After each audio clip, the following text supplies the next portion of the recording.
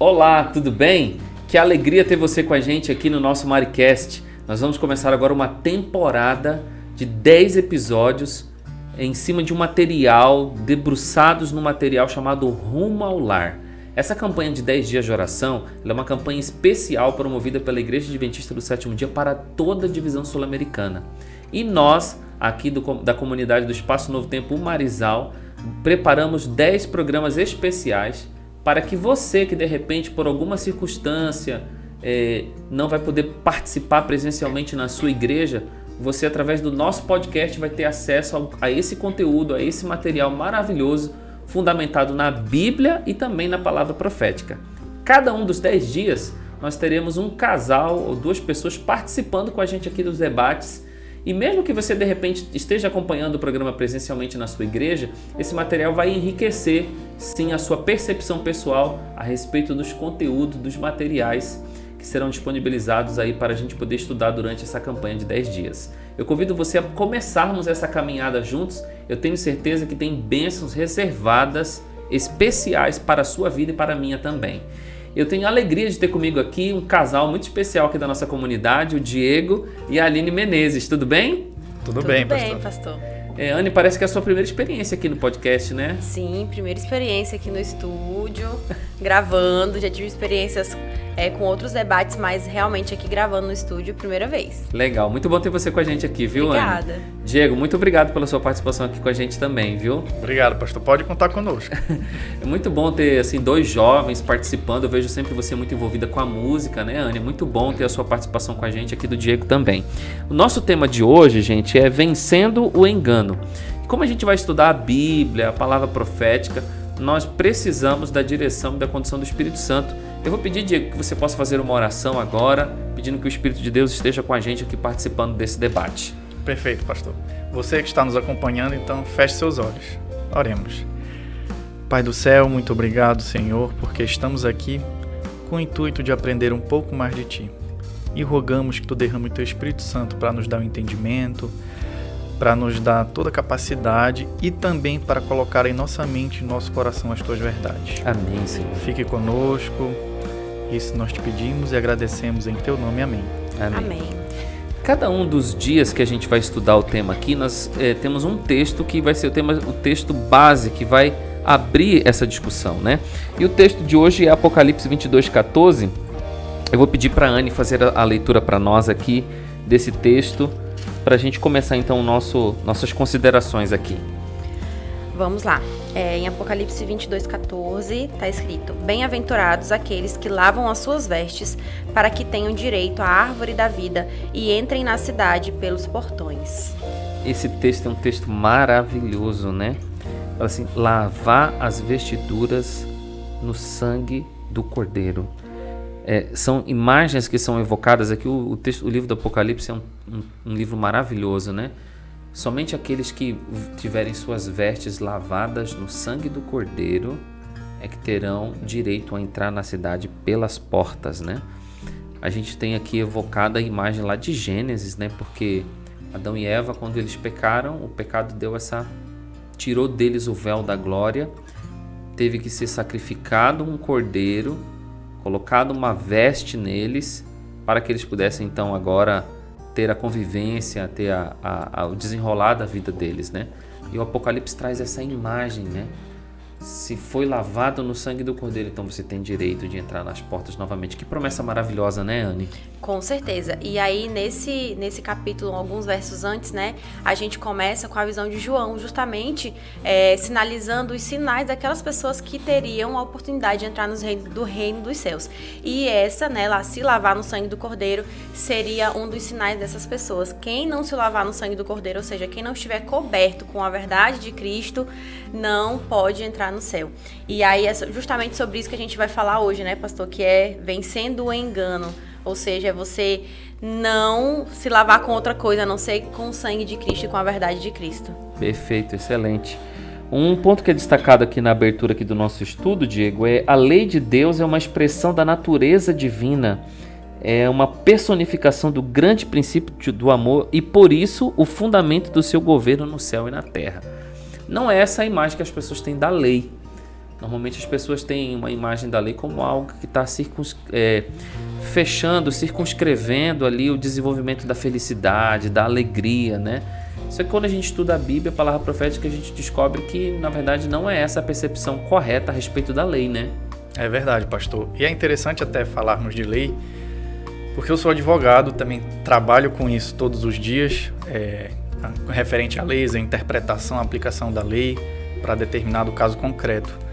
E assim, toda e qualquer sociedade, ela se rege por leis, não é verdade? Teve até um movimento, algum tempo atrás, que se chamava de anarquia, para que não houvesse nenhum tipo de regimento ou lei. E se nós percebemos que se não houver lei, vira uma confusão, vira uma baderna. Você imagina, se nós estivermos aqui, estamos aqui no bairro do Marizal, né? No Espaço Novo Tempo Marizal, e eu vou dirigir para minha casa na Marambaia, e, por exemplo, não tenha nenhuma lei de trânsito, então você pode avançar, não existe sinal vermelho, sinal amarelo, sinal verde. Aí você imagina como é que seria o trânsito dessa cidade. Seria terrível, né? O senhor já percebeu, o senhor chegou há pouco tempo aqui na igreja, e o trânsito de Belém não é muito bom, é um pouco caótico. Agora o senhor imagina se não tiver nenhuma lei para reger esse trânsito, o momento que você pode passar, o momento que você precisa parar. É a mesma coisa com a lei de Deus. A lei de Deus. Satanás, ele tentou colocar na mente das pessoas que a lei é algo ruim, que impede você da sua real liberdade. Mas pelo contrário, a lei, como nós estudamos aqui, é a expressão do amor de Deus. E muito antes que houvesse mundo, a lei de Deus já existia. É verdade. Pastor, com relação a isso que vocês estão comentando, é incrível a gente ver que realmente quando a gente olha com o olhar humano, né, para a lei, enfim, seja qual lei for, a gente tende a entrar realmente nesse engano, porque a lei de Deus, ela é perfeita, ela é amor, ela é o nosso cuidado. Então, assim, aquilo que Deus estabeleceu para nós é para que nós estejamos amparados abaixo das suas asas de amor. Mas aí vem Satanás, com a expertise dele, né? E aí, durante todas as eras, ele coloca pessoas lá à frente para instituir leis e oprimir o povo, para que o povo crie uma comparação, uma correlação com a lei de Deus, de que não, a lei de Deus é tirana, tudo aquilo que me faz obrigar, que tem que me dizer que eu tenho que fazer algo ou não, é tirano e não quer o meu bem. E que não é isso, né, que Deus quer que nós pensemos da sua lei. E Satanás, ele é muito ardiloso, porque no decorrer do tempo, ele tentou de várias formas derrubar a igreja, derrubar a verdade, derrubar a Bíblia. E várias vezes ele foi contra e matou, e surgiram os mártires de toda aquela situação. Ele percebeu, não é assim que eu vou vencer essa guerra. Ele, claro, não tem como ele vencer, mas eu vou tentar retirar o máximo de pessoas dos pés de Cristo. Então agora eu não vou lutar contra, eu vou dizer que a verdade é relativa. A sociedade, ela está num momento que ela é muito líquida, ou seja, hoje isso daqui é branco, mas amanhã pode ser vermelho, amanhã é amarelo. Então nós estamos nesse momento da sociedade em que a verdade ela não é absoluta. Na verdade não existe uma verdade absoluta, né? Não existe uma verdade absoluta. Tem um ponto que aparece aqui logo na abertura do nosso material que diz assim: quando o princípio do amor domina o coração, quando o homem é renovado segundo a imagem daquele que o criou, a promessa do novo concerto é cumprida. Imprimirei as minhas leis no coração deles e as inscreverei sobre a sua mente. Hebreus capítulo 10, verso 16. Eu acho isso muito forte. Eu tenho estudado muito sobre isso. Essa questão do caráter de Deus, de a gente contemplar o caráter de Deus, né? Então, assim, esse princípio do amor que a palavra profética está dizendo aqui é uma força espiritual, que ela não é resultado só de uma compreensão intelectual da verdade. Não basta só a pessoa pegar e dizer assim: eu aceitei a verdade.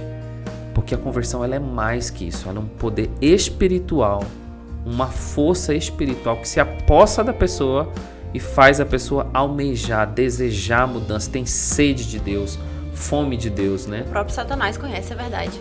Exatamente. O próprio Satanás ele tem um conhecimento intelectual, né? O intelectual, mas não tem essa força, né? Essa decisão. Então ao a gente pregar a palavra de Deus e falarmos da lei, desse princípio do amor, a gente deveria estar preocupado em pedir a Deus que essa força espiritual se aposse das pessoas para que elas encontrem elas mesmas a sua experiência com Deus, né? Até porque, por exemplo, quem vai convencer a pessoa não é o Diego. Não somos nós, né? Não é o pastor, não é a Anne, é o Espírito Santo. É Deus que vai convencer.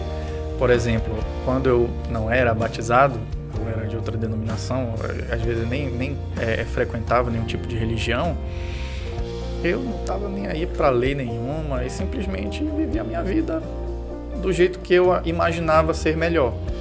Até que a partir do momento que começou a minha conversão, parece que é algo natural, que vai nos incomodando e, meu Deus, eu não consigo mais fazer isso, não consigo mais fazer aquilo, não dá. Parece que cria não sei, é algo que nos convence. Que nos move, né? Que nos move. Exatamente.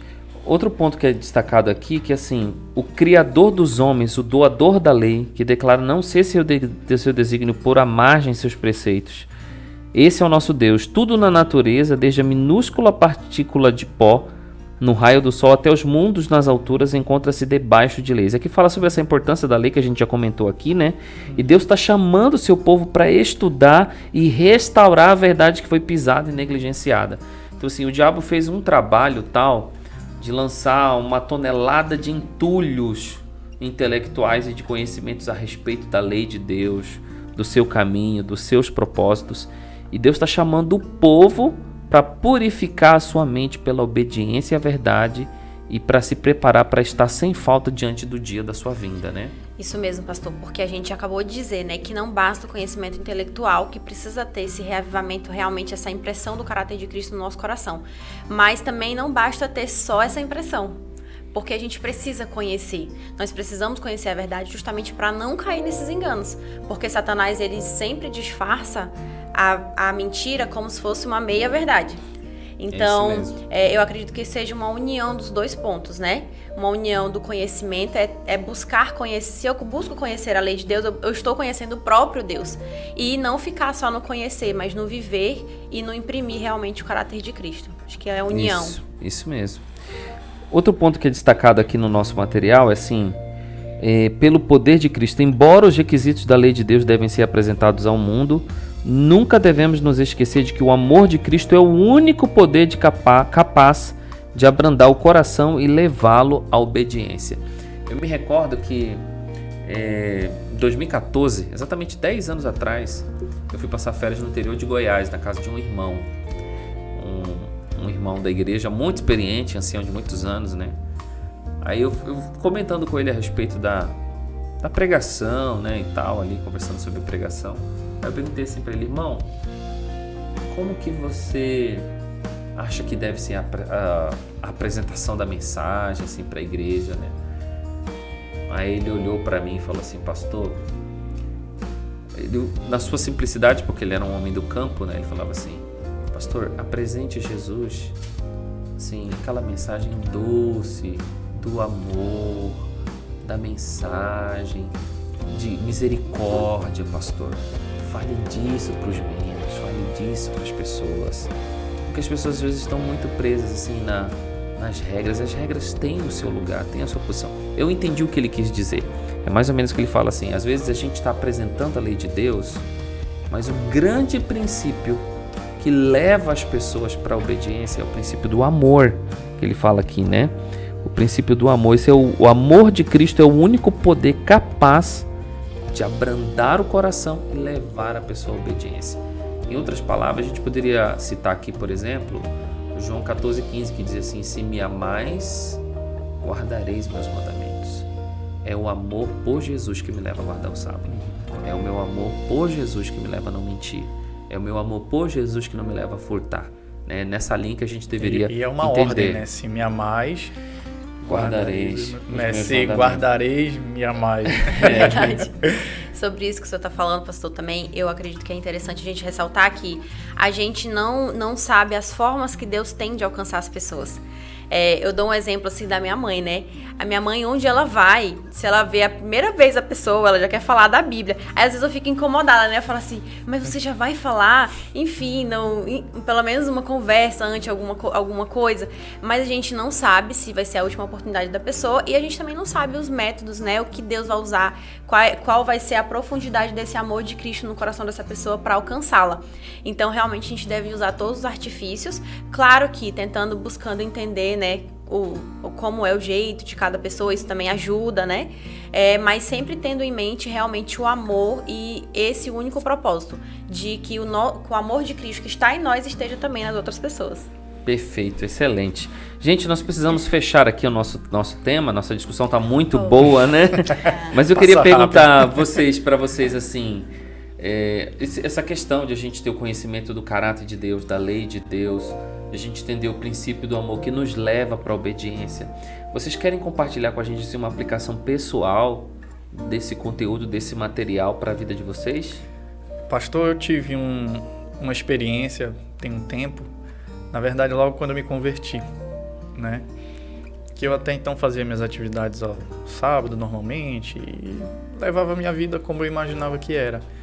Aí conforme eu fui entendendo e Deus foi alcançando meu coração, eu fui tomando as decisões. Até que chegou um momento da minha vida que eu precisava trabalhar. Eu tinha que trabalhar, estava num outro estado e estava passando por uma dificuldade. Aí eu me lembro muito bem. Eu me inscrevi para uma vaga, por exemplo, de auxiliar e fui fazer a entrevista. E estava precisando muito. E na entrevista, a pessoa que me entrevistou começou a conversar e tudo. Ela, você está fazendo direito, você é acadêmico? Sou acadêmico, eu estou no 6º, 7º período, se eu não me engano, na época. Ela, não, você não vai entrar já como supervisor, o seu salário já vai ser esse, você começa tal dia assim, papapá.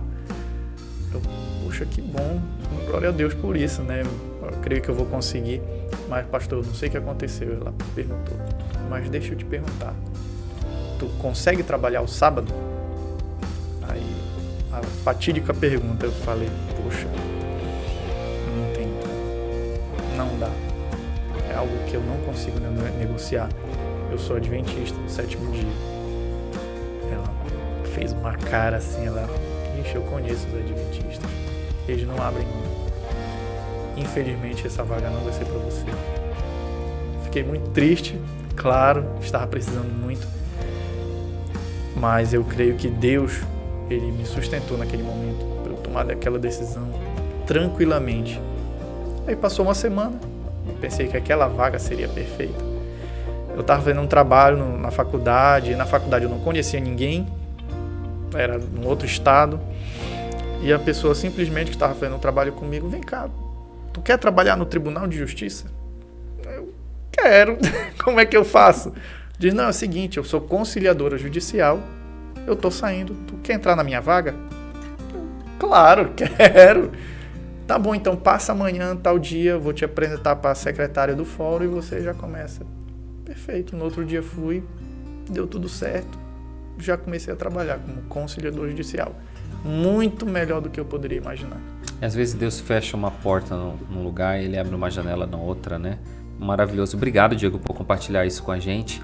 Eu quero agradecer, Diego, você e a Anne, por estarem com a gente aqui compartilhando esse primeiro material dessa nossa campanha. Eu tenho certeza que vai ser uma grande bênção. Você que está nos assistindo, você que está nos acompanhando, eu quero convidar você a não perder nenhum episódio dessa nossa campanha especial desses 10 dias de oração. E quero dizer para você que esse tema Rumo ao Lar é como se a gente estivesse sentindo já o gostinho, sentindo já o cheiro dessa nossa casa. Estamos perto de chegar em casa. E para isso, você não pode ser enganado, você não pode cair nos enganos do diabo. Eu quero chamar você para você participar conosco dos estudos da Bíblia Sagrada e também da Palavra Profética. Que Deus te abençoe. Eu espero você para o nosso estudo número 2, cujo título é Vencendo em Cristo. Deus te abençoe. Até lá!